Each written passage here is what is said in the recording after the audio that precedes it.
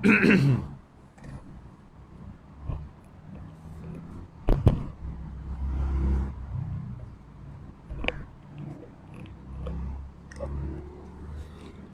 رب يوسف وسلم كافة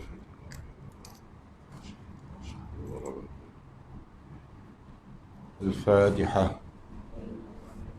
أعوذ بالله من الشيطان الرجيم. بسم الله الرحمن الرحيم. الحمد لله رب العالمين الرحمن الرحيم مالك يوم الدين إياك نعبد وإياك نستعين صراط المستقيم صراط الذين أنعمت عليهم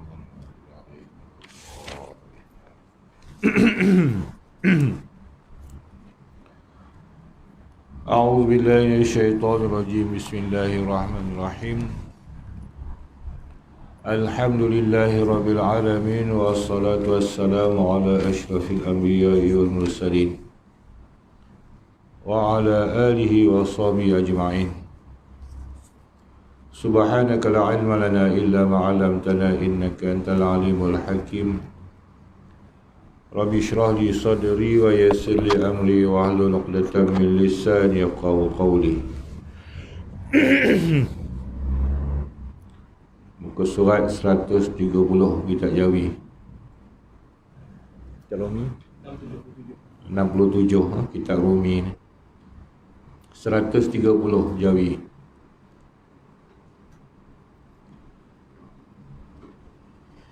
قال المصنف رحمه الله تعالى ونفعنا به وبعلومه في الدارين آمين.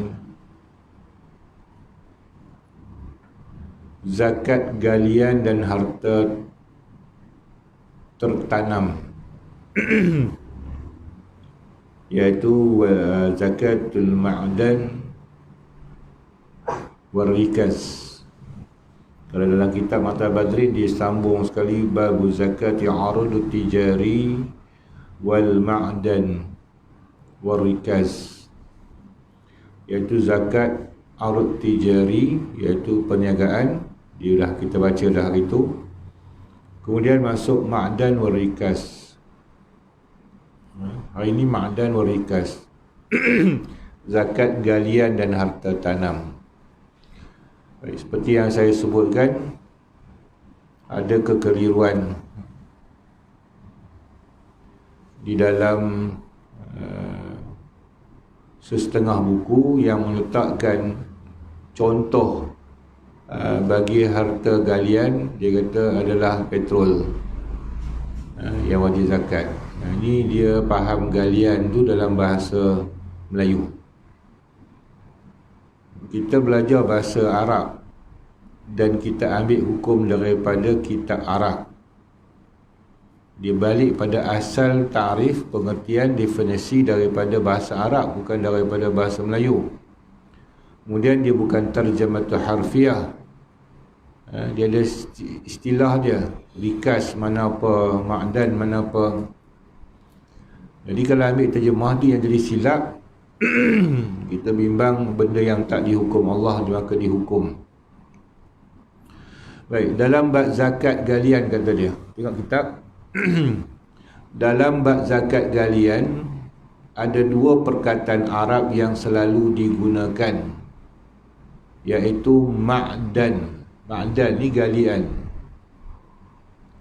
Dan rikaz. Rikaz ni harta simpanan tertanam, dipanggil harta tertanam. Baik, ma'dan boleh baca ma'dan, boleh dibaca dengan baris atas dalnya. Siapa tengok kitab Arab, kitab Melayu, kitab Jawi, dia tulis dalnya, huruf dal lah tu. Hari cari dal tu apa dia, kacang dal. Dibaca dengan baris atas dal, jadi ma'dan. Atau baca dengan baris di bawah dalnya, jadi baca ma'din. Nanti dia buat baris bawah tu. Ma'dan boleh, ma'din boleh, ma'dun tak. Iaitu nama bagi tempat. Mak isim alat, ya isim makan. Mim tu tunjukkan kepada tempat, iaitu nama bagi tempat. dalam bahasa Arab dia ada istimewa dia, nama-nama kata nama ni dia bahagi-bahagikan. Dia kata masdar, isim masdar, iaitu isim yang datangnya daripada fi'il madhi, fi'il mudhari', masdar. Dia panggil nama yang duduk pada tasrif yang ketiga. Dulu kita, guru-guru kita nak bagi senang faham, dia panggil nama terbitan. Tapi ada ahli nahwu kita tak sesuai. Sebagai budak-budak boleh lah kita kata tu nama terbitan, masdarun. Okey, dia ada isim fa'il, iaitu kata pembuat. Isim maf'ul, yang dibuat atau yang kena buat. Isim makan, kata apa tu? Tempat. Isim zaman, melibatkan masa. Isim alat, melibatkan barang. Jadi kalau kita pemukul, pengambil, macam pelajar kan, pelajar, tu kita guna pelajar, orang yang belajar. Mari dekat pemukul, juga alat pukul, bukan pemukul. Bukan tukang pukul kita buat tukang.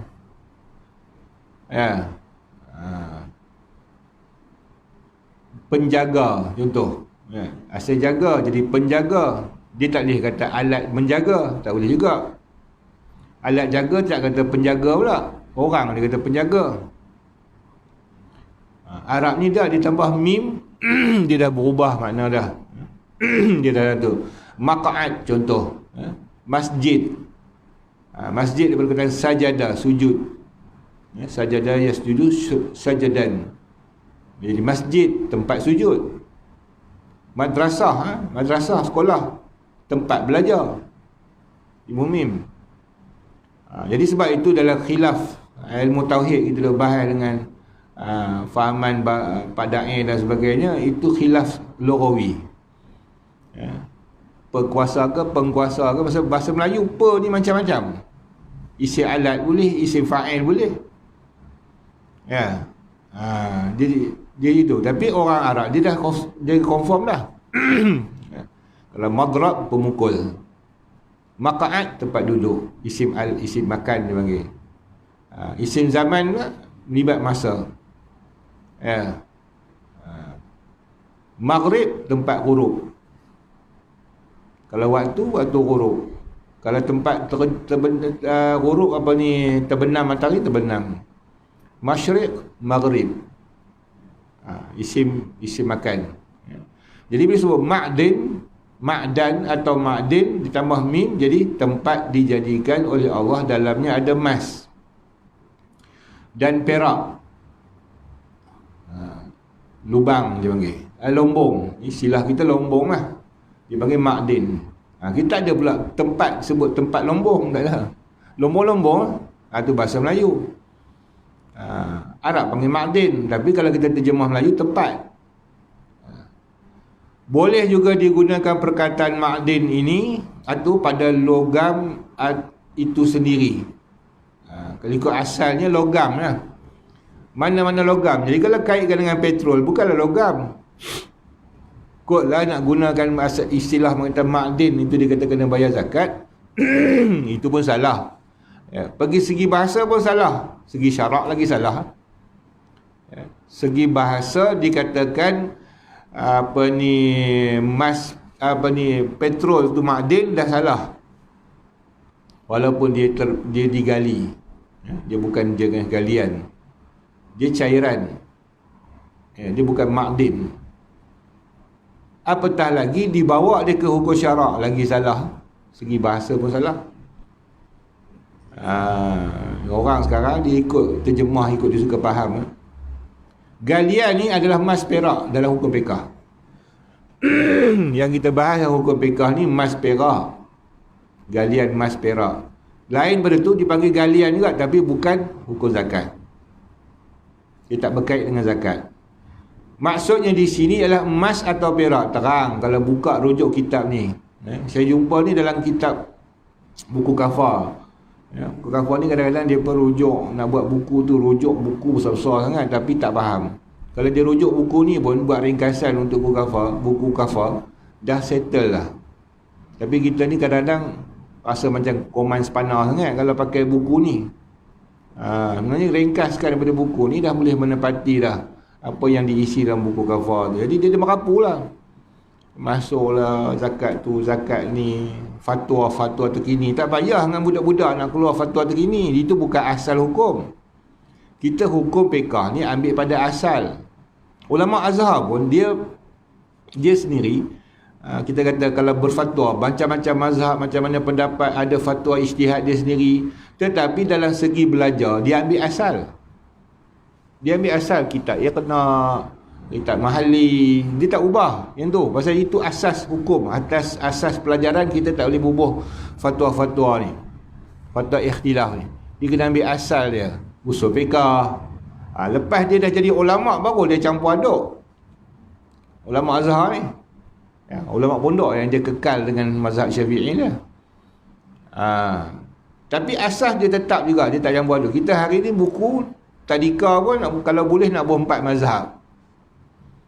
Buku kafar pun nak bubuh faqih lah, waqal lah, hadis, bagai dalil, macam-macam. Nak jadi macam tarah universiti pula dah. Bersesuai dengan budak-budak. Dia asas. Nak tahu dalil, dia naik lagi sekolah menengah, cari dalil. Naik lagi sekolah universiti, cari, korek lah dalil macam mana ikhtilaf ulama'. Itu taraf dia dah. Taraf kanak-kanak ni yang wajib atas dia fardu ain ya. Dia tahu semayang, tahu puasa, zakat, haji, tak tahu dalil pun tak ada masalah, tak berdosa pun. Dia ada nas daripada tunjuk ajar guru dah memadai kanak-kanak ni. Bukan kita nak jadi ulama', tapi sekarang saya pun pelik ke, buku semua sekolah mesti ada dalil. Dalil puasa, dalil zakat, dalil haji. Buat apa cari dalil lagi lah? Benda dah termaktub hukum nak cari dalil. Bukan kita ulama' nak korek. Kanak-kanak, nama pun kanak-kanak, lepaskan fardu ain supaya dia tahu semayang, tahu puasa, tahu zakat, tahu haji. Jadi dia tak boring belajar. Ini kadang kita tengok dalam yang viral dalam video, dalam WhatsApp. Cikgu tanya, apa dalil ni? Terjemahkan dalil. Dia tak boleh, bukan kemampuan dia. Lalah kata, Ustazah, carilah soalan mudah sikit. Kenapa soalan susah sangat? Sebenarnya soalan tu mudah, terjemah ayat. Tapi oleh kerana kemampuan otak dia, sekolah menengah, dia tak mampu hafal dalil, tak mampu faham dalil. Tapi kita pandai-pandai. Saya mengaji sampai 4 senawi dulu, tak minta dalil. Untuk guru kami tak nak minta dalil. Soalan periksa tak pernah keluar iktid dalil. Sedangkan hafal tu, Fathul Qorib hafal, Abi Jumrah hafal separuh. Tapi tak pernah lagi ustaz minta dalil. Tapi hari ni sekolah menengah minta dalil. Itu budak pening, lama-lama dia boring ngaji sekolah agama, ngaji agama. Ustazah masuk dia boring, menyampah. Sebab kita sumbat benda buku bukan-bukan. Kita sumbat macam-macam. Nak bagi dia taraf universiti. Masuk universiti, belajarlah dalil lah. Udah, bila masuk universiti dah tak kerti nak cari, nak pergi library apa semua, tak nak, malas. Pula, copy paste. Copy paste dalam Google. Sepatutnya bila masuk you tak ada copy paste lah. Korek sendiri. Pergi cari dalil. Ibn Taymiyah ke benda kah nak carilah. Sebagai research, pengkajian. Taraf sekolah rendah, sekolah menengah ni bukan pengkajian. Sami'na wa ta'na. Kalau kita kata tak boleh kitab-kitab ni tanpa dalil, maknanya kita mengaji dulu salah. Orang yang ngaji pondok dulu lepas Fathul Qorib, naik Fathul Mu'in, mana ada main dalil? Tak ada istidlal.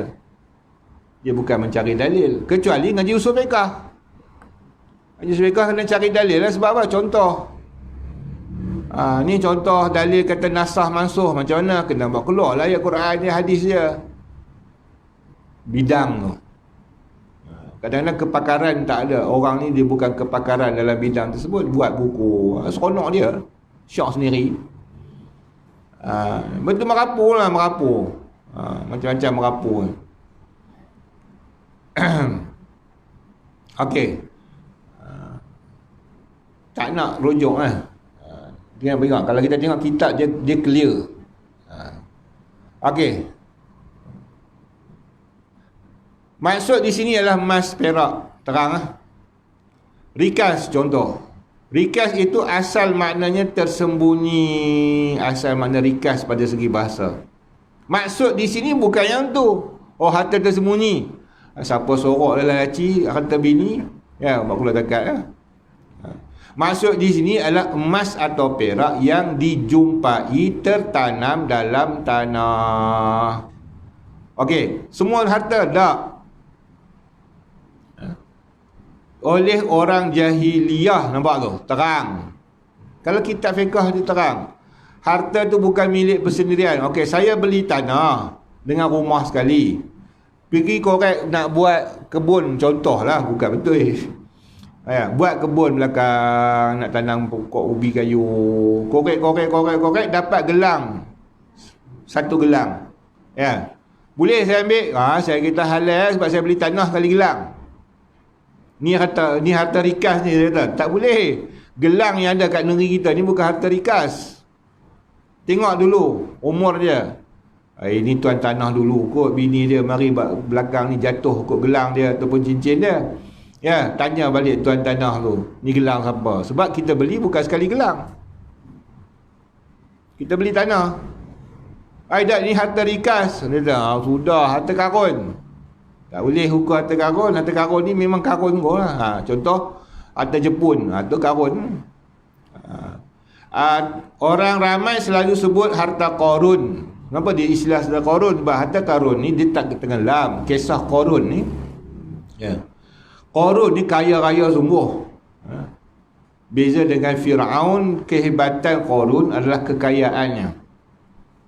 Ya, Fir'aun kaya lagi zalim. Korun ni kaya dan megah dengan kekayaannya. Maka Allah Ta'ala tenggelamkan dia dengan istana dia sendiri ke dalam tanah. Luas tu tuan. Besar sungguh istana dia tu.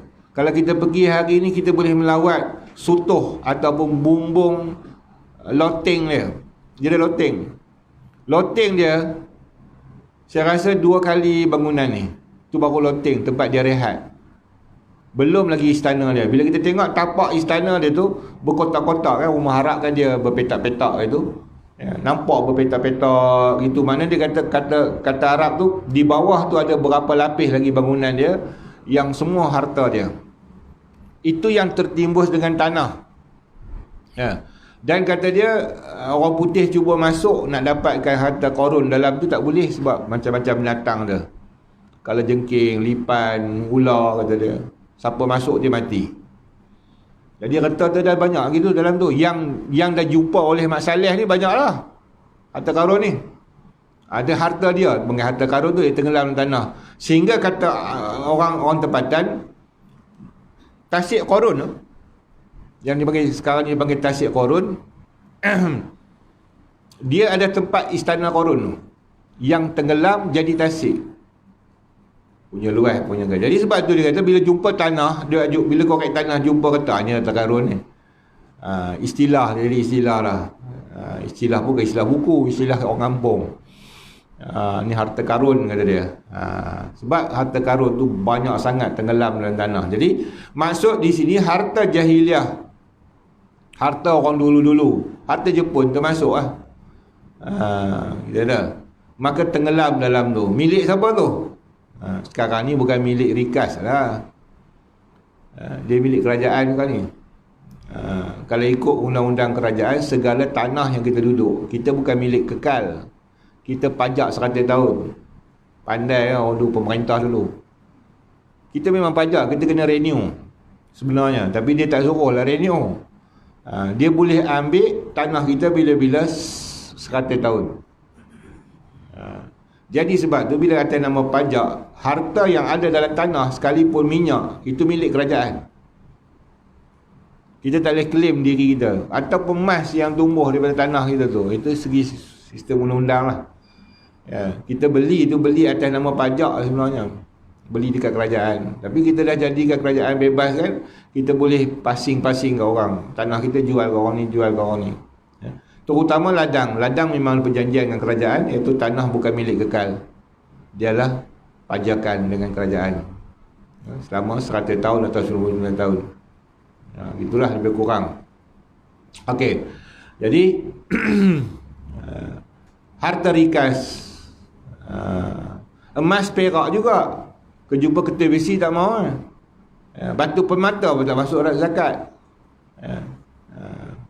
Maka emas atau perak yang dikeluarkan daripada lombong, sama ada dari tanah sendiri, nampak, atau tanah yang tiada dimiliki oleh sesiapa, tanah gomen lah. Yang disebut bumi mati. Sekarang ada lagi istilah bumi mati. Setelah dibersihkan daripada tanah, apa saja, emas ketolan tadi, dia mesti bersihkan daripada tanah lah. Dia tak boleh timbang tanah-tanah. Dan pasir yang melekat dekat emas tu, apabila sampai nisabnya, wajiblah dikeluarkan zakatnya. Jangan campurkan tanah berat sungguh. Sebanyak 2,5%. 2,5%. Atau 1/40% sahaja. Pada ketika itu juga, ketika kita dapat tu emas tu, jumpa di tanah, dan dicantumkan pendapatan dalam masa yang bersambung-sambung di tempat yang sama bagi mencukupkan nisab. Tetapi jika putus masa berselang-selang dengan ada uzur seperti musafir, kerana sakit, atau membaiki alat rosak, sekalipun lama dikira bersambung juga tidak putus. Sekalipun lama dikira bersambung tidak putus, kena bayar juga. Okey, maka jika putus masa lama dengan tiada uzur, tidaklah boleh pendapatan yang kedua dicantumkan dengan pendapatan pertama untuk mencukupkan nisab. Dikira rikas itu harta pendapatan. Maksudnya dia gali sendiri atau dia jumpa emas tu, dicantum lah. Sebaliknya boleh juga dicantumkan pendapatan yang kedua itu kepada pendapatan pertama untuk mencukupkan nisab kiranya barang yang pertama itu masih ada lagi. Ketika itu sama juga macam mencantumkan dengan harta lain yang telah sedia ada. Habis emas, kita tak ada emas, tunggu emas tumbuh ni, terbit kat tepi rumah. Kata emas tak tentu akhir zaman ni. Bangun-bangun pagi korek-korek, korek apa ni, tanah nak buat kebun, tiba-tiba keluar kertas emas. Kaya. Dia tak keluar kertas emas tu, dia keluar biji. Biji lain. Tu ma'adin. Rikas ni lain. Jadi cerita tadi ni bukan rikas tadi. Ceritanya ma'adin. Kitab ni dia tak sebut ma'adin tadi.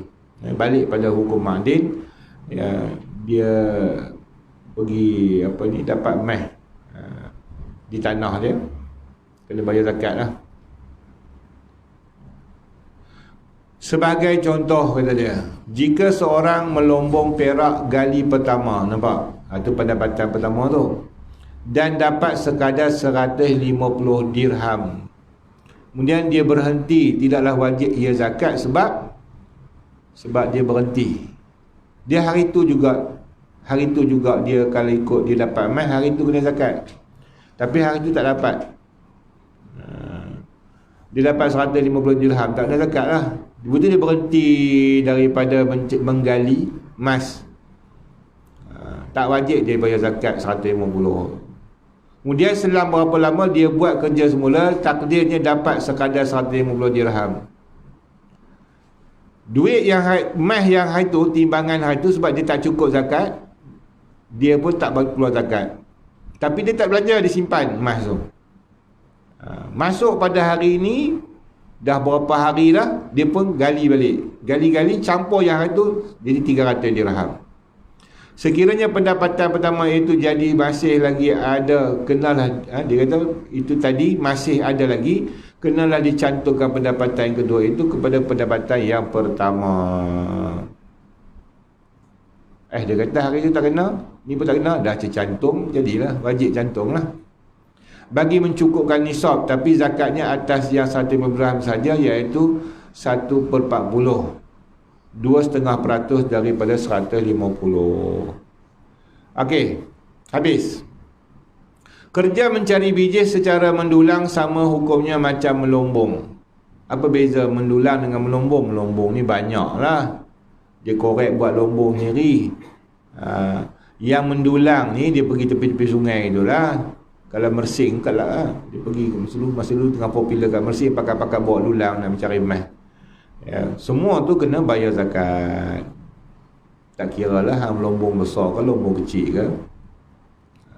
Ada pun rikas ataupun yang dikatakan harta korun tu daripada emas dan perak, bagaimana yang dikatakan ditanam oleh orang kafir zaman jahiliah, yang dijumpai oleh seseorang. Payah dah lah, nak dapat.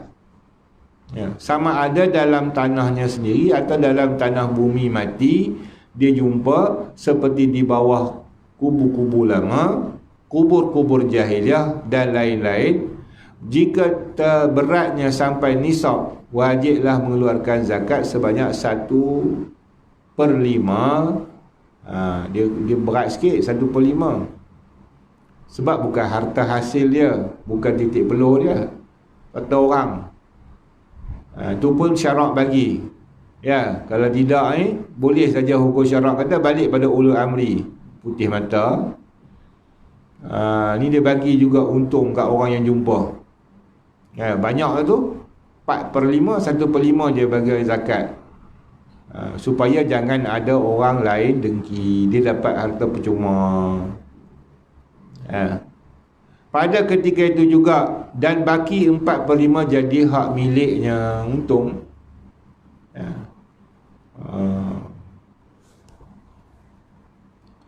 Dulu kan ada orang, tak tahulah macam mana harta karun ni boleh ke kita panggil dia. Ada ilmu yang boleh panggil harta karun. Dulu ada orang terlibat dengan ilmu ambil duit orang. Panggil duit. Jadi ada syarat-syarat tu. Syarat-syarat dia bergiar-giar kena ada cincin, ada batu delima, betul ada jampi-jampi rapah dia. Jadi dia suruh tengok dalam guni tu. Dia bawa guni tu. Lepas tu kalau jadi betul tu, duit ada dalam guni tu penuh. Tu orang petikan, duit siapa ni yang kita ambil ni? Duit orang kan? Dia kata tak, ni duit orang tak bayar zakat kata. Pandai pula jin dia pergi cari duit orang tak bayar zakat. Ilmu-ilmu macam tu jangan terpengaruh ilmu tu yang masuk pada khurafat, pelik. Dia fatwa sendiri. Entah betul ke dia hantar toyoy pergi tangkap ambil duit orang, ataupun dia pun sendiri menipu. Wallahu a'lam bissawab. Ini ilmu panggil duit. Mana tahu ilmu panggil harta karun pun ada. Yang tahunya ilmu nak panggil duit tu, sebelum panggil duit tu dia macam-macam dia nak. Talam tembaga lah, apa benda itu, cari benda yang tak dapat lah. Tetapi jika harta itu tak ditanam oleh orang Islam, dengan ada tanda-tanda, bukan harta jahiliah, bukan harta Jepun, umpamanya bertulis ayat Quran, itu tak boleh, tidak jadi harta korun. Atau nama raja-raja Islam terbenam dalam tu, gelang besar ke main. Raja-raja dulu kan gelang dia besar-besar. Raja Melayu dulu pakai emas, sampai sekarang peralatan-peralatan tu pada emas, hiasan-hiasan badannya. Kalau raja negeri Perak tu kan pakai ular tu, dia duduk kat cekak lengan emas tu, bukan buat dengan tembaga rumah kita tu. Emas betul. Kepala tali pinggang tu emas. Besaran raja-raja. Hukum dia, hukum Allah Alam. Kita tengok kitab besar jumpa. Cerita dia bukan pasal hukum, cerita dia pasal emas. Jadi tenggelam dalam tanah, memang nampak lah Tu alat-alat kebesaran raja-raja dulu. Itu hukum dia lain tu. Jika diketahui yang mempunyanya, wajiblah kembali kepadanya. Kalau tahu tu sultan mana, kena hantar balik ke sultan. Kalau tahu orang ni orang Islamnya duduk kampung tu, siapa dia penduduk asal dia, kalau tak boleh. Dan jika tiada diketahui siapa tuannya, jadilah harta itu hukumnya seperti hukum barang yang dicicirkan. Dia panggil dia bukan hantar balik kepada Baitul Mal. Tak. Dia tak serah Baitul Mal. Harta, kalau ikut dalam Islam, harta jumpa ni bukan diserah kepada polis. Tapi kita punya kes sekarang tak boleh, kena hantar polis. Tuan-tuan jangan ikut ni. Dia ada benda yang kita kata, benda yang kita rasa tak dituntut oleh orang untuk jadi kesalahan, maka bolehlah kita jadikan harta luqtah, harta yang gugur, jatuh. Kita kutip luqtah dia kata, kita berkutip, kita pegang, bukan hantar Baitul Mal. Baitul Mal boleh juga menghukumkan apabila orang tak mau ambil. Kita tak mau ambil, tak mau pegang, tak mau buat milik atas diri kita. Sebab bila ada tuan dia minta balik, kita bagi balik. Tak mau lah kan, tak gitu tuan dia jumpa, letak Baitul Mal. Sebab harta tanpa milik balik kepada Baitul Mal. Ya. Baik. Dan jika tiada diketahui adakah ditanam oleh jahiliah atau Islam, tak tahu ni, tak ada tanda, nak tengok rupa. Kalau pengkaji sejarah tahulah, dia tengok ni barang ni daripada kerajaan apa benda, dia tahu tu, belah Cina lah, belah apa, ni kerajaan Osmania, ni bala peralatan ni kerajaan belah mana entah, Rom, Parsi. Bila dapat tahu detect begitu, boleh balik pada hukum lah. Ni masalah siapa pun tak tahu ni, barang ni baru jumpa. Nak kata Parsi tak Parsi, nak kata barang tu barang orang Islam pun tak Islam. Maka padahal yang diketahui di tempat itu boleh sampai seruan Islam. Ya. Tempat yang kita jumpa tu bukan negeri orang lah. Zaman dululah, sekarang lah tak ada lah. Ya. Tapi kita kata dia boleh sampai seruan Islam tempat tu. Ya. Mereka tak tahu, tak mahu mengikut, tapi dia tak mahu ikut, maka harta itu hukumnya sama macam hukum harta faid. Harta itu dihukum sebagai harta faid. Kena belajar pula cerita hukum harta faid dalam bab ujung bab jinayah, tak silap ya. Harta rampasan. Okey, bagaimana diutarakan di akhir kitab ini, insya-Allah adalah harta faid. Lambat lagi lah, pasal akhir kitab, bukan akhir bab. Secara ringkasnya, harta cicir jika yang menjumpai itu orang yang amanah, sunat ia mengambil. Macam saya kata tadi lah, tak mau ambil tak apa. Kemudian diiklankan seperti dalam surat khabar. Dia eja surat khabar zaman dulu. Dia sambung surat khabar ataupun radio, memadai ya zaman sekarang. Ya, WhatsApp, Facebook, boleh wawarkan. Orang sekarang minta ampun kat YouTube ya. Ya, maki orang dalam YouTube, minta ampun dalam YouTube. Jika ada tuannya, hendaklah dipulangkan kepadanya. Sekarang ni senang lah kot kerja Tok Kadi. Masuklah harta yang macam ni. Termasuk juga nikah kahwin, wali tak jumpa. Bapa ni dulu ya, bercerai ke berpisah dengan mak dia tadi ni, hilang tak ke mana, tak jumpa-jumpa. Tu berlaku kes. Sampailah anak dara, anak tu dah berdaya anak dara, nak menikah. Boleh tak pakai wali hakim? Tak boleh. Dia ada wali lagi. Ni tak tahu mati ke hidup ni. Walaupun tak tahu mati hidup, dia mesti hak wali. Jangan main-main wali bapa ni. Dalam mazhab Syafi'i tak boleh menikah tanpa wali bapa. Ya, mengaji bab nikah pula. Pasal banyaklah kita tengok hari ni menikah kat Siam ni, dia tinggal wali bapa ni. Ya, dia jadi longgar lah. Ya, ikut mazhab Syafi'i tak boleh. Tak sah. Maka boleh ke pindah wali hakim? Boleh, dengan syarat qadi kena wawarkan. Diwawarkan bapa si Polan bin si Polan binti si Polan, nama si Polan si Polan. Kalau nama IC ada IC, ada latar belakang sikit. Dia mula berpisah dengan isteri dia si Polanah binti si Polanah, takkan dia tak ingat nama bini dia. Ya, bercerainya atau berpisah pada tahun 88. Oh, lama.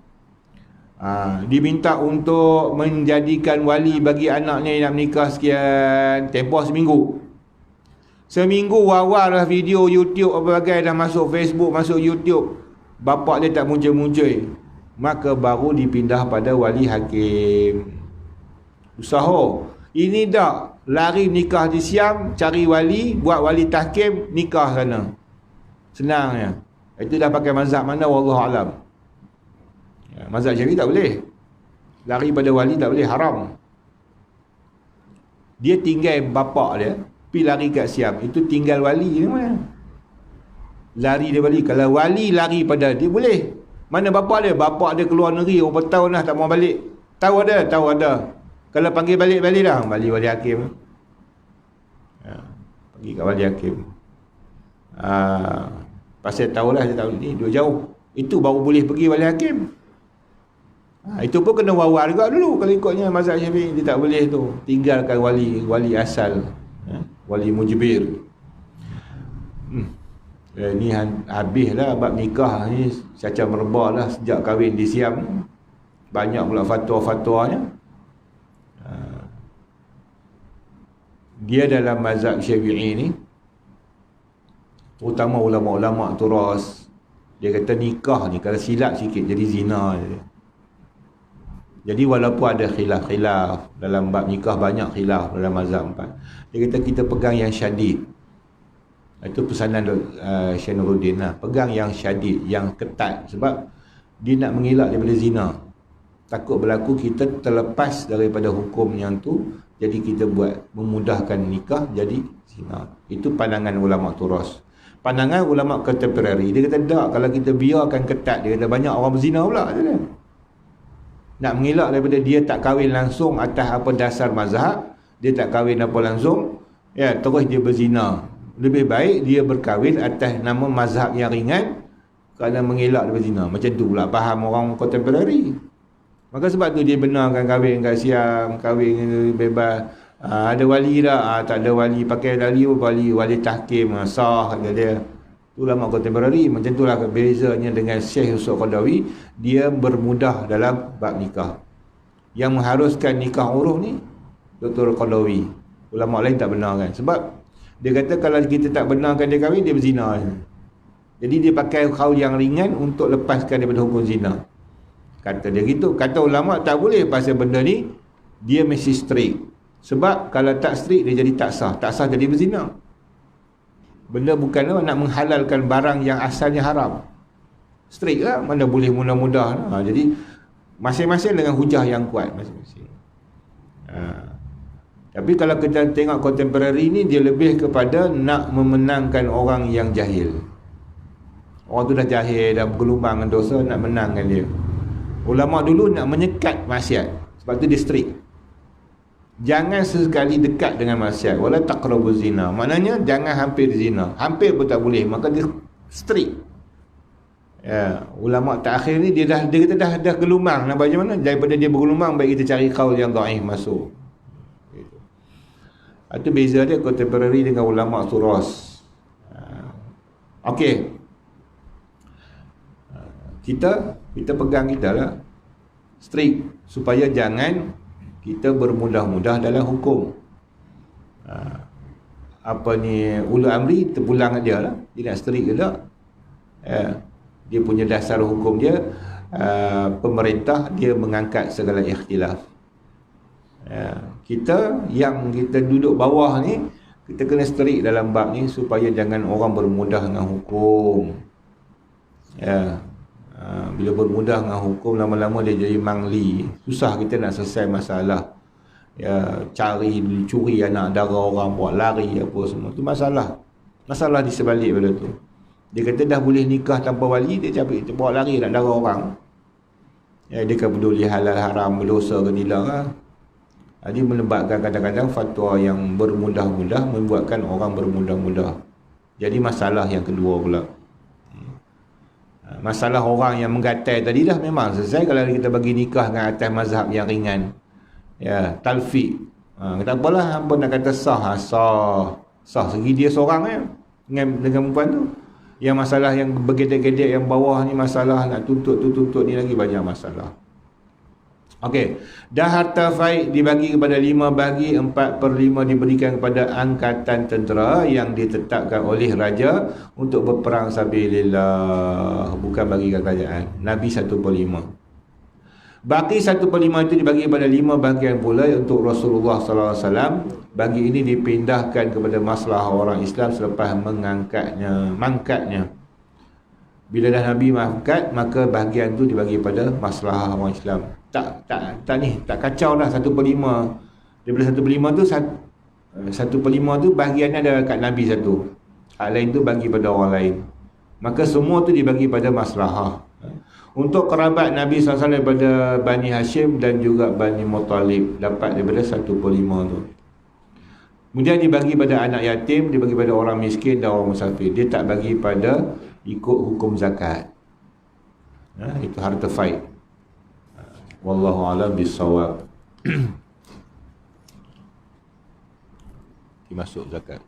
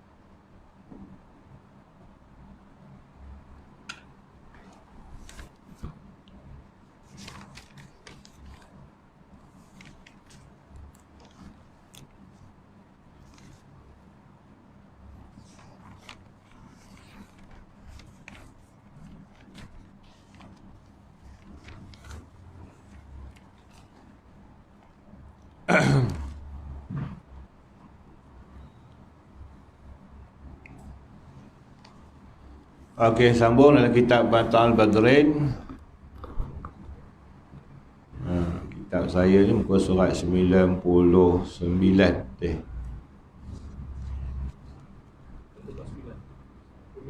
Rumi 149.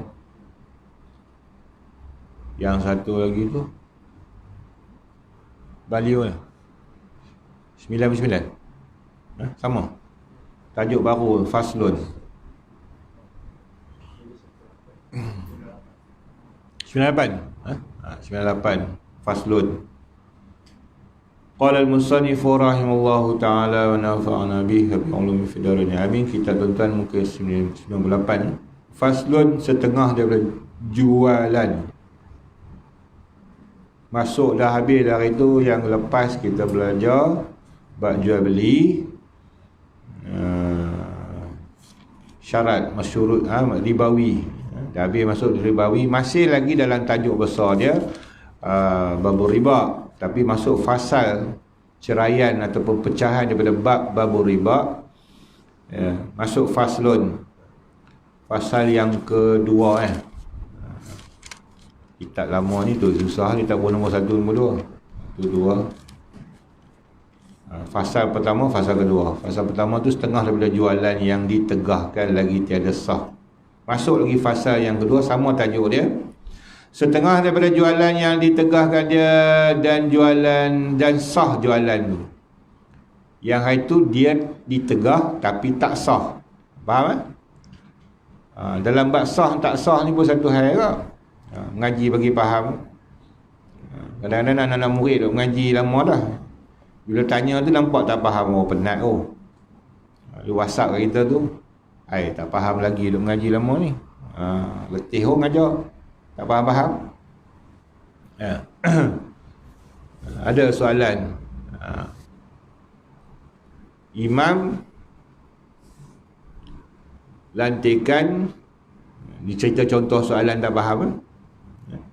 Imam lantikan kerajaan atau sultan tak disukai oleh orang ramai, adakah imam tu sah atau tak sah? Nampak tak faham lah. Masalah sembahyang, hukum sah tak sah, ya, dia melibat syurutul qudwah atau syurutul sahhatis salah.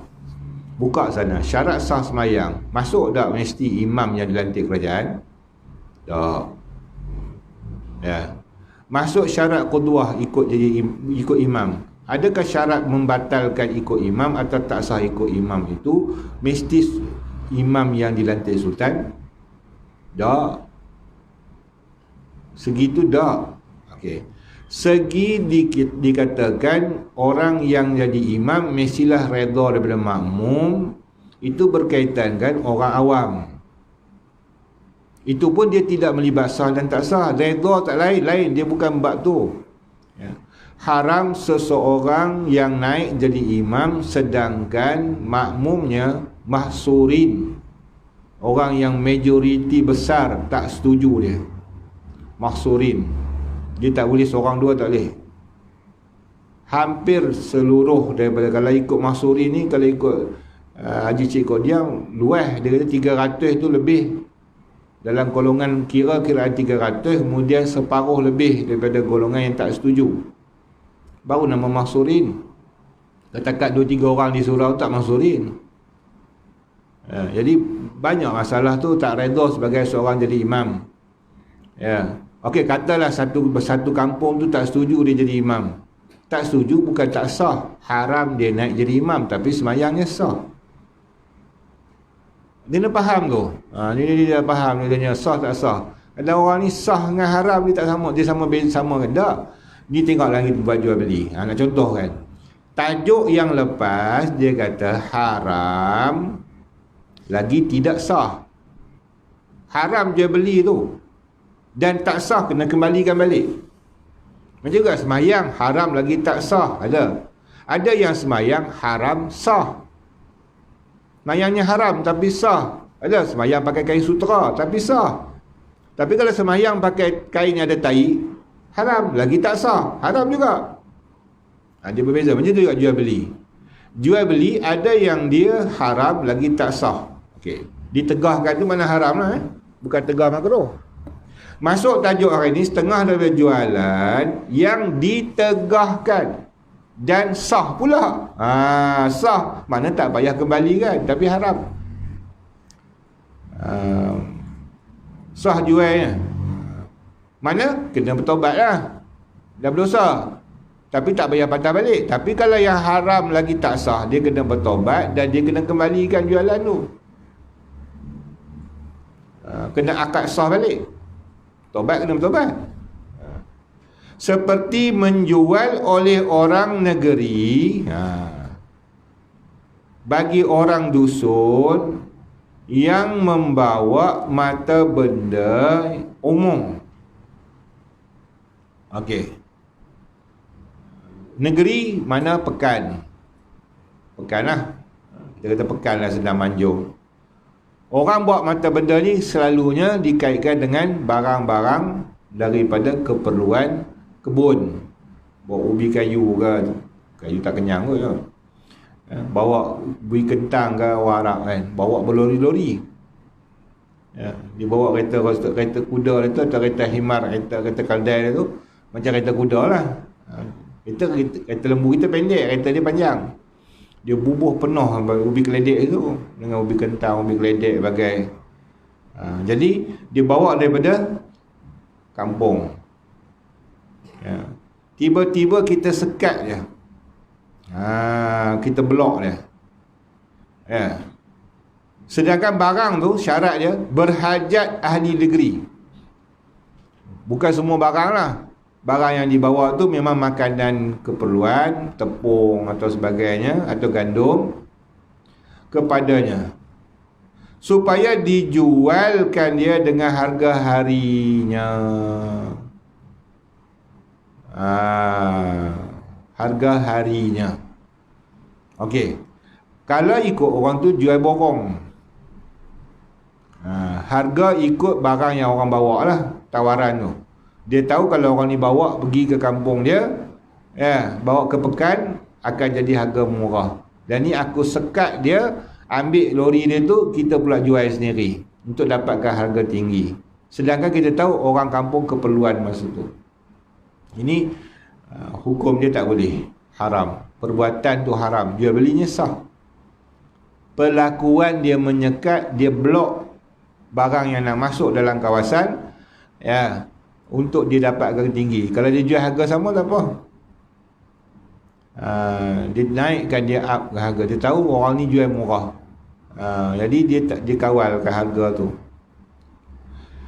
Maka berkata ia baginya, tinggalkan olehmu akan dia, kamu jangan bawa pergi, biar aku bawa, supaya aku jual. Kalau ni jual jadi murah, dia jual kan.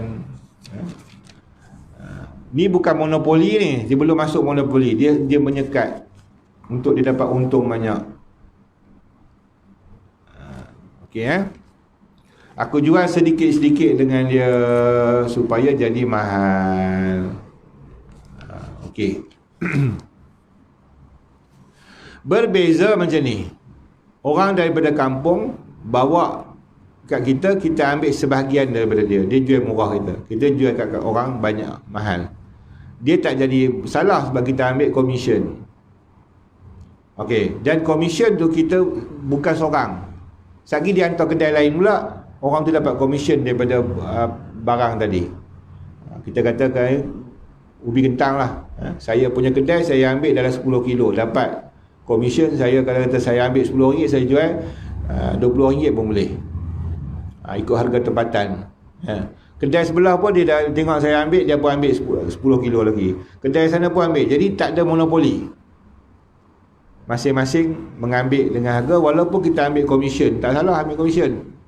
Ni yang salah, dia seorang monopoli. Satu kampung tu dia kawal harga tersebut, dia ambil untung dia seorang. Itu dia jual sendiri. Jadi kedai tak ada bahan. Mana barang ni tak masuk. Patutnya adalah ni gula contohlah, itu keperluan hajat. Tiba-tiba gula tak ada, siapa ambil? Tu tokel besar tu dia ambil. Dia borong habis semua. Jadi kedai lain tak dapat berniaga. Tu dah haram, tak termasuk ihtikar. Ihtikar lagi haram lah. Nanti kita masuk bab ihtikar pula, iaitu menyorok barang keperluan.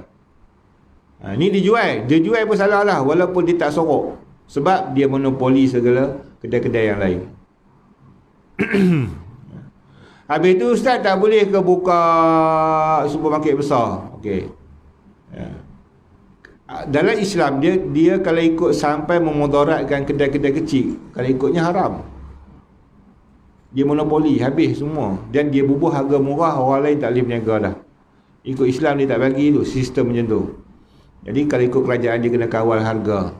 Macam Eropah gitu. Kalau ikutnya di Eropah, orang berbeli belah di supermarket bukan kerana harganya murah, tetapi berbeli belah kerana tempatnya semua ada. Dia boleh cari satu tempat, satu kedai dalam senang, tak payah pergi 2-3 kedai. Itu tujuannya. Tapi harga dia tidak boleh murah daripada kedai runcit. Betul, kedai runcit dia tetap juga boleh bangun walaupun ada hyper supermarket. Masalah dia buka lagi kedai runcit, kedai kampung-kampung buka. Kita sekarang ni Manjung ni pun kedai kecil dah tutup habis dah.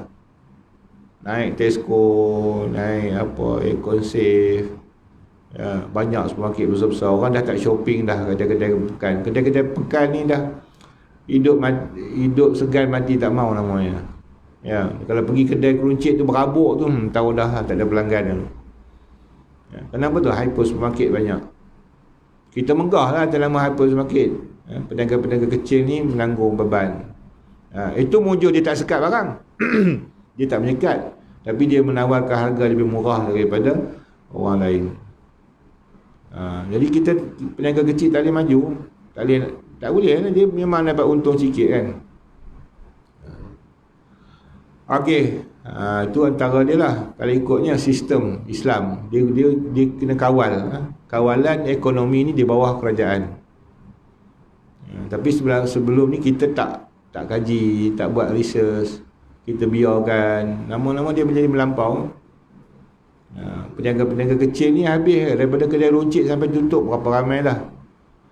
Orang Melayu sendiri, tuan orang Melayu lah. Kedai-kedai Cina kata tengok kampung kau. Habis orang tua tu tutup gitu ya kedai dia Cina-Cina apek-apek tu. Adalah jual biskut-biskut kering, tong tu siapa nak beli pun tak tahu. Tu pun dia tak payah sewa lah tanah milik dia. Kalau dia bayar sewa, pakai dia pun tutup lingkup juga. Tambah orang Melayu lagi lah. Kalau ikut, dia kena ada pelurasan balik lah. Barang apa yang dia boleh jual murah? Barang keperluan harian dia tak boleh jual murah pada biasa. Barang-barang perabot tak apa, barang-barang Tupperware tak apa, barang makan tak boleh. Sebab barang makan ni keperluan. Beras, tepung, gula, dia mesti standard. Minyak minyak kena standard, dia tak boleh harga yang kita kata tinggi rendah. Sebab minyak keperluan dah sekarang ni. Semua orang pakai minyak, minyak masak. Tapi kita boleh berebut lagi letak harga sale. Beras pun ada harga sale turun naik. Ni tak boleh, dia kena sekata. Beras tu harga terkawal. Grade ni harga sekian, grade ni harga sekian. Dia tak boleh dia ada offer pula bulan ni, bulan depan tak ada offer. Dia akan jadi kalau ikut segi ekonomi ya lah sah lah kan, penawaran. Dia mesti ada penawaran untuk dia barang dia dah banyak sangat dalam stok, dia kena murahkan. Murah dia keluar banyak. Lepas tu dia sekat balik stok dia, naik balik harga barang. Itu bidang ekonomi. Tapi bidang Islam tak boleh, dia jadi macam menzalimi. Itu kuasa ulul amri lah. Majlis fatwa punya kuasa untuk keluarkan fatwa baru. Kalau tengok ekonomi Melayu ni memang tak lebih lah, teruk sangat. Okey. Dan juga masuk apa tadi, tak habis lagi, sedikit-sedikit dengan mahal, maka iaitu sah, jual belinya sah, harta milik dia, tapi perbuatan tu haram atas yang hadir jua, ya, atas orang yang duduk kampung tu, yang buat kerja gitu. Kalau orang musafir, dia jual tak kisahlah, sebab keperluan orang kampung tu. Dan talaqi rukban, iaitu ia mendapatkan orang yang membawa tu.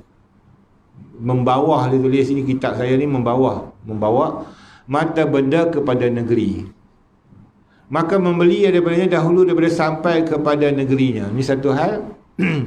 Yang ni baru sekat. Ya, lori baru nak sampai masuk kampung, dia pun call, bos sampai dah, okey, sampai situ, tinggal situ, aku beli situ. Maka dia monopoli kan. Ini sistem AP. Kadang-kadang sistem AP ni kalau ikut Islam tak boleh. Dia ada lesen untuk pembekal, maka dia monopoli satu negara ni untuk pembekalan dia. Tu pun kadang-kadang tak boleh. Kena tengok tak. Kemudian dia jual lesen pula, itu masuk pada haram. Ini dia sekat terus, tak boleh masuk. Biar aku beli semua. Ya. Dia ada duit banyak, dia beli semua. Maka pembekal-pembekal kecil yang lain tak mampu beli, sebab dia dah sekat siap. Jadi kedai-kedai lain akan tutup. Dia yang kawal harga. Dan dahulu daripada diketahui akan harganya, sebelum harga tu diketahui. Sebab bila tak tahu harga banyak mana, dia boleh letak harga barang tu ikut suka dia. Maka dia main harga tu menyebabkan jualan jadi mahal, sedangkan benda tu keperluan. Maka iaitu haram. Dan harus baginya khiyar, jangan bersegera jika ketahui akan rugi. Boleh ke? Aku tak mahu balik lah. Dia boleh khiyar, pilih. Dia dah sekat tadi, dah ambil belian tadi, kemudian dia batal, cancelkan, boleh. Dan haram menawar atas tawaran orang. Ini sistem jual beli yang orang dah menawar dah. Jika sudah tetap harga, itu masuk menawar. Ya. Dua orang yang nak beli, saya nak beli kereta ni, berapa cikgu nak? Saya sanggup 10 lah kereta ni. Ya. Tiba-tiba tak apalah 10 boleh tu. Dia tahulah kalau tu letak 10. Dia mari pula ustaz ni pula, saya tak 12. 12 saya sanggup beli 12 kata dia. Jadi kau tu tak jadi jual hak 10 tadi ni, jual hak 12. Orang yang letak 12 tu haram. Sama juga Minang, kias kepada Minang. Dia ni entah macam mana Minang anak dara orang ni letak belanja berapa? Belanja dia 20,000 dah kot, dia kata hak kini. Tengok adik-beradik dia 20,000. Kawan ni dia ada lebih, tak apa saya letak 100,000. Dia pangkah pinangan orang, hukumnya haram. Walaupun diredai oleh kedua anak mak mentua yang baru ni, diredai, hukumnya haram kerana dia pangkah jalan orang. Sama juga ni, dia menawarkan harga yang murah dengan bereda-redaan dengan dia, kecuali tak reda lagi. Boleh 10 cikgu. Cikgu kata boleh 10. Cikgu tu kata, kata yang tuan kata saya 10 ni tak boleh nak lepas ni. Kalau 12 saya sanggup. Kata tukang kereta, 12 saya bagilah, kalau 10 saya tak lepas. Tiba-tiba marilah seorang ustaz pula. Dia kata saya sanggup 12. Tu boleh. Sebab apa? Si pembeli pertama tak sanggup dengan harga 10, harga 12. Dia sanggup 10. Orang kedua sanggup 12 sebab tuan kereta nak 12. Tapi kalau dah muafiq, dah bereda-redaan, dah bermuafiq, bersepakat, kedua-dua dengan harga 10,000, tiba-tiba ada orang pangkah 12, itu tak boleh, itu potong jalan namanya. Okey. Adapun mata benda yang keliling akan dia atas orang melebih-lebihkan harga ni apa ni? Tuan-tuan cantik situ, lelong. Ni jualan lelong. Tu. Lagi tak faham panjang kan, dia tak tahu nak bawa istilah tu orang dulu. Apa zaman ni tak ada istilah, tapi dia ada berlaku benda tu. Bahasa Melayu belum ada lagi, lelong. Zaman ni tak keluar lagi kot bahasa lelong. Jadi dia tahu suasana jualnya tu berkeliling orang, kemudian mari betting harga. Betting bet. Itu boleh. Kita masuk macam duk buat apa TM buat lelong kereta, JPJ yang ada buat lelong kereta, kita pergi betting boleh. Sebab harga tak tetap lagi. Kau ni lawan tak banyak, sekupang lebih pun menang. Maka harus, pasal apa? Pasal belum letak harga. Yang tadi dah letak harga dah, muafakat 10,000 dah. Tuan kereta sanggup 10,000, tuan beli pun 10,000. Tiba-tiba ada orang pangkah dia nak 12,000. Itu tak boleh sebab dah dia letak harga. Tapi barang yang di betting ni memang dia letak cawan. Ini cawan pondok Darul Hidayah katakan. Ustaz Sobri boleh buat kan? Kami nak buat wakaf pondok. Ni cawan ni daripada semua ni ustaz duk mengajak minum ni, barakah ni. Dah. Bayangkan semua duk share satu cawan ni. Ustaz apa Ismail lah, Tok Guru ni. Siapa nak, saya nak betting RM10. Siapa sanggup bagi lebih daripada 10 saya jual. Kau ni letak 11, kau ni letak 12, kau ni letak 13, lama-lama 300 satu. Untung RM1,000 di wakaf pondok kata dia. Boleh. Dia duk betting apa tu kasut apa ni penyanyi pun sampai 50-60 ribu juta pada. Kita betting cawan untuk guru pula. Boleh. Itu pasal harga tak tetap lagi, boleh dibettingkan. Maka harus dilebihkan kerana belum lagi tetap harganya. Walaupun sampai 1,000 dia sanggup. Ada cawan 1,000 saja dia sanggup. Yang beli plate kereta tu lagi lah betting ni. Dan haram menjual atas jualan orang dahulu daripada lazim baiknya. Okey. Dah nak berlaku dah jualan lazim baik, maknanya dah berlaku akad. Kita pergi pangkah dia. Dia kata, Haji, jangan jual dia, jual kat saya. Gitu. Kau tu dah nak jual dah, lazim baik dah barang dah ada dah, buah fakat dah. Elok, nanti saya jangan jual kat saya. Walaupun dia tak letak harga tinggi, dia basahkan, dia suruh orang tu basah. Saya nak ni, lama dah saya duduk taram dah ni. Tak boleh. Macam tu. Iaitu dalam masa khiyar dengan tiada izin bai' baginya. Ini kalau berlaku pada penjual.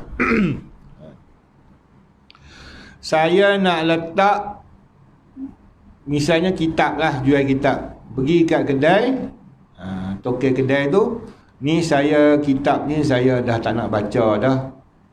Misal kitab saya sendirilah. Saya nak jual kat kedai. Ya.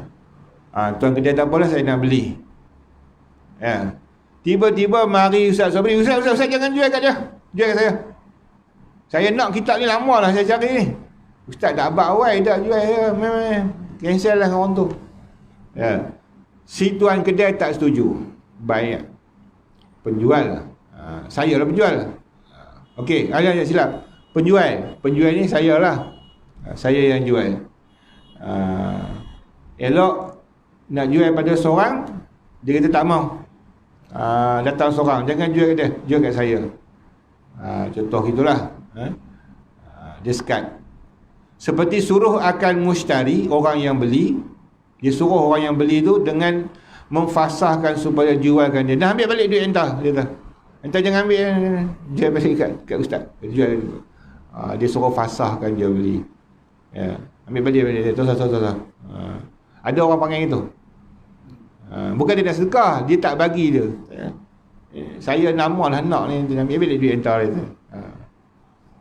Tak boleh tu, fasahkan jual orang. Seumpama mabik itu dengan kurang daripada harganya. Tak ada dia fasahkan tu nak dapat murah kan atau lebih kan, tak kira lah. Atau berlebih baik daripadanya. Dia bukan kerana dapat murah, dia dapat lebih baik daripada tu. Jangan ambil yang tu, ambil yang ni. Anak buat lagi elok ni. Dia tu pula, satu pesen pula. Ya. Jadi dia kadang-kadang dia fasahkan dengan sebab ada juga satu tu dia blok macam ni. Kau ni bawa barang yang sama, kau ni letak RM10 cawan ni. Datang dia bawa dia dah. Ni bagi balik kat dia dah. Ana bagi RM8 je. Itu.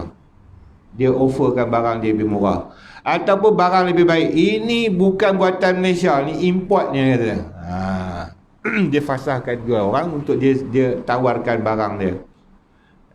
Okey. Dengan seumpama harganya atau kurang ni tak kisahlah. Janji dia blok tak boleh.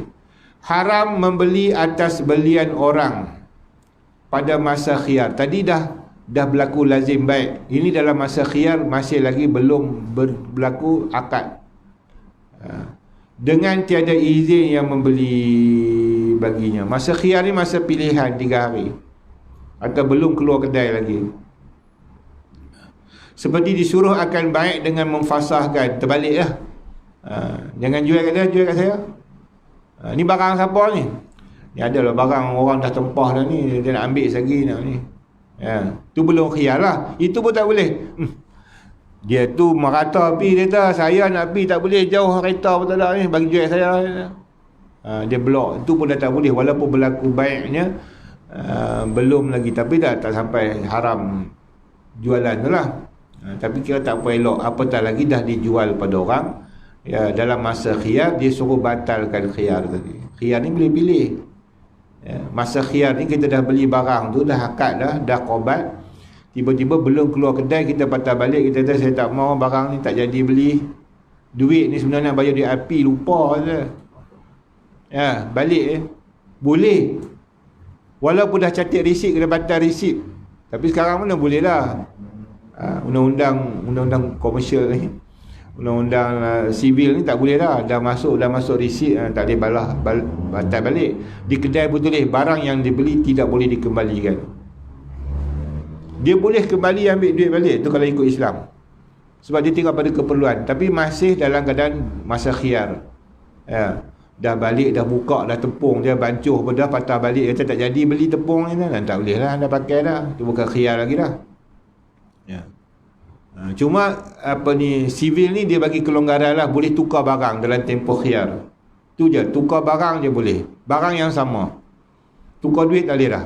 Misal beli baju terkecil, dan tempoh seminggu boleh tukar lagi. Boleh pilih sama saiz. Dia bagi khiyar dia tu. Khiyar dia nipis sangat lah. Tapi dalam Islam khiyar je boleh khiyar batalkan, fasahkan jualan tersebut. Jadi dalam tempoh khiyar tadi lah, dalam tempoh khiyar tadi dia mari pasahkan, dia selalu jual kat saya lah, contohnya, supaya yang membelikan dia terlebih mahal daripada harga. Tak apa, saya bagi lebih, kawan tu dah jual lah, jual beli lah, ya. Maka jika diizin oleh baik pada masalah pertamanya, tapi kalau kata penjual tadi ni, ya tak apalah, kata ambil yang tu ambil, saya pun malas nak jual sini, saya nak jual tempat lain mahal sikit, kata. Ya, tak apalah. Dia dah gitu, ada orang dia boleh terlangsung itu. Betul ni, cikgu nak ambil 10 ni, tak mau ambil ni. Saya letak 12 juga, saya tak mau. Cikgu ambil lah hak dia 10. Saya nak jual jauh sikit lah, dapat harga RM12. Itu pulang. Tak haram masa tu. Boleh saja tukang kedai tadi ni tukar fikiran. Ya, ambil daripada orang lain. Tanpa orang pertama ni kecil hati. Tapi kalau dah rakat tadi, orang pertama tadi dah muafiq dengan orang yang pertama, dah ambil barang tu, tiba-tiba mari pembekal yang kedua lebih murah, tukang kedai tak boleh ambil. Okey. Dan mustari pada masalah yang kedua, maka tiada haram. Samalah masalah dia terbalik-terbalik ya, mustari dengan baik. Satu redha mustari, satu redha baik, orang yang jual. Apapun pembatalan jual beli tadi ni, kena faham, kalau diredai oleh penjual boleh, atau diredai oleh pembeli pun boleh. Dia pindah penjual, pindah pembeli ya. Satu kesnya ya, si penjual barang tadi dia nak jual kat A, dia pindah ke C dengan C yang sogok. Satu lagi si penjual ni dia nak jual kat si A dengan B ya. Dia tarik hak A, dia pergi kat B. Ni tarik pelanggan, yang ni tarik pembekal. Beza tu. Jadi sama je hukum dia terbalik ya. Rebut pembekal ataupun rebut pelanggan. Okey. Dan haram menaikkan harga mata benda yang dijualkan dia padahal ia tiada berkehendak membelinya. Ini bagi orang yang betting tadi, ingat. Balik hukum bet. Dia bukan nak beli, tapi ni memang ada ni berlaku ya. Barang tadi ni harga dia murah ya. Kemudian bila orang ni bet, yang pertama tak ada siapa nak bet lah ya, harga dia 1,000, dia target 100,000. Dia pun pergi cucuk kawan dia berapa? 200 2,000. Dia naik sikit ya. Saya sanggup 2,000 ya. Tunggu tak ada orang lagi, mari kawan dia seorang lagi 3,000. Mari orang kaya pula 4,000. Dia nak lawan orang kaya tu, dia naik 5,000. Geng dia juga, dia penaik. Yang penaik ni hukumnya haram. Pasal dia bukan niat beli, dia niat menaikkan harga ya. Itu Mak Saleh memang membuat tu. Malaysia pun ada orang yang macam tu kalau masih betting ni. Dia memang ada kaki dia bawa sekali kan. Orang yang melelong barang ni, dia bawa kaki dia tu 3 orang. Kaki ni yang penaik. Jadi sistem betting ni memang ada Islam, tapi dia kena telus. Tak boleh dia tawarkan harga tadi dengan dia yang up dan naik harga tu. Okey. Bahkan kerana menipu dayakan yang lain atau kerana manfaat akan baik. Untung dekat si jual lah. Saya lah untung. Ni cawan untuk guru je dah. Ya. Jadi nak bagi naik, saya pakat dengan sesuatu jom. Jadi saya betting lah. Tak, mula RM10. Saya kata 20. Lagi bagian dan kata 30. Ya, mari orang kaya mana kata saya sanggup 100. 100 ni. Kita naik sikit lagi. 150. Saya nak bagi naik. Dah dapat 500 betul. Pakat 2 orang. Itu hukumnya haram. Dan jika kurang harganya maka ditambahkan. Itu cara dia, itulah cara betting dia. Hingga menyamai harganya pun tak boleh. Dan jika pada harta anak yatim sekalipun atas yang aujahnya seperti barang tersebut dan tofah. Pasal pada aujah, yang ghairu aujah boleh. Sebab harta anak yatim ni dia kebajikan. Jadi untuk menaikkan taraf harga nilai harta anak yatim tu dia betting sama-sama dia. Supaya orang kaya ni beli dengan harga mahal. Sebab untuk manfaat. Maka kaul yang aujah mengatakan haram juga walaupun maslahah untuk anak yatim. Sebahagian kaul kata boleh, kecil lah kaulnya, disebut dalam tuhfah tu. Kita kata kadang-kadang hukum fiqah ni dalam mazhab Syafi'i pun ada benda yang haram, kadang-kadang qil kata harus. Ada yang berlakunya perpecahan mazhab. Cuma dalam segi mengeluarkan hukum, mazhab kita untuk kita mengajar orang, kita sebut jumhur, ya, untuk ambil yang lebih zonni. Tak salah kita nak ambil qaul dhaif, ya, untuk amal seorang, ya, jangan diam dah. Tapi kalau kita kata untuk kita maslahah am, kita ambil yang jumhur, kecuali atas dasar orang yang boleh layak untuk berfatwa, untuk melihat masalah yang tidak menamakan atas bermudah-mudah dalam mazhab, itu dibenarkan. Kalau Allah yarham Pak Tikroh dulu, kalau dia jadi fatwa fiqh dulu, dia akan cari juga qaul dalam mazhab Syafi'i yang ringan, walaupun qil, walaupun dhaif, untuk dijadikan, diangkatkan oleh sultan jadi kuat, kerana kadang-kadang benda tu maslahah dalam masyarakat. Dia jarang nak ambil fatwa daripada mazhab lain. Bila kata tak boleh kita pindah fatwa mazhab lain bermudah-mudah. Selagi mana ada dalam mazhab Syafi'i, buka korek, tu kerja Pak Tikroh dulu. Ya, dalam Tuhfah, dalam Nihayah, dalam Murni, ya, habis dia ponggah dalam Majmu', supaya apa yang difatwakan, termasuk dalam isu membatalkan wuduk bagi orang yang buat kerja haji, qaul dhaif dalam Syafi'i sekarang ni dia pakai. Dia tak taklid mazhab dah. Dulu taklid mazhab lain. Ya, kata payah taklid mazhab. Kita cari dalam mazhab Syafi'i juga ada juga qaul, tapi dhaif. Ambil qaul tu lah, dia angkat jadi qaul yang kuat. Tambah bab jual beli ni lagi lah kan.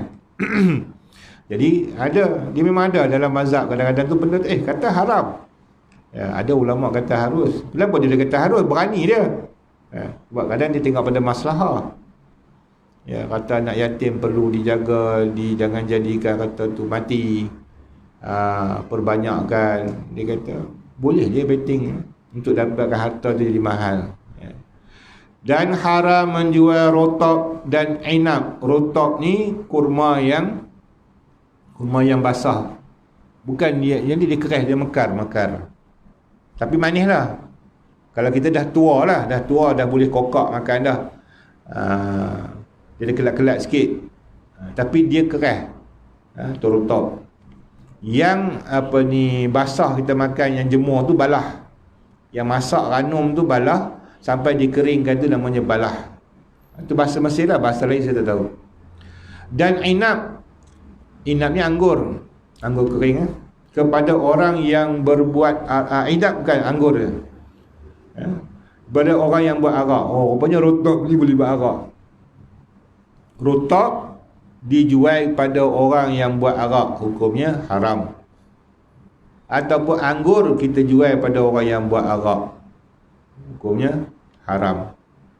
Dia tak makan katak, dia jual katak, haram. Tapi kalau dia tak makan ular, dia jual ular. Untuk bukan dia makan, dibuat tali pinggang, itu boleh. Sebab barang tu manfaat. Tapi kalau untuk buat sup tak boleh. Ya. Kemudian nak tahu Ustaz, dia Cina lah tak pilih dia. Mana boleh, tak boleh kira gitu. Zon ni, jika diketahui atau dizon dengan dia, tak boleh. Popular lah dia ni, memang bakso katak, jual katak dia. Memang dia buat gulai, ya, haram lah jual dia.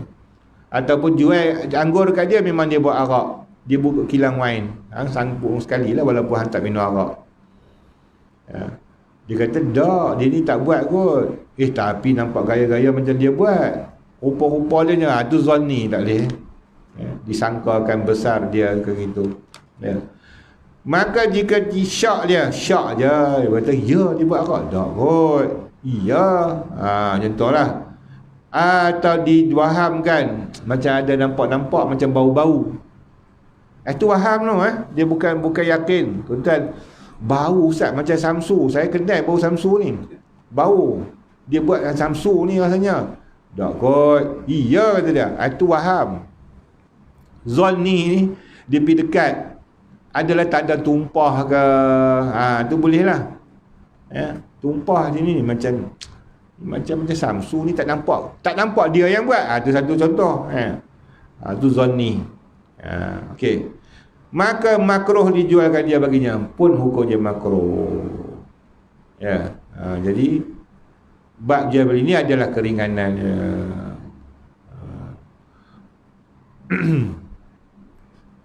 Wallahu a'lam bissawab.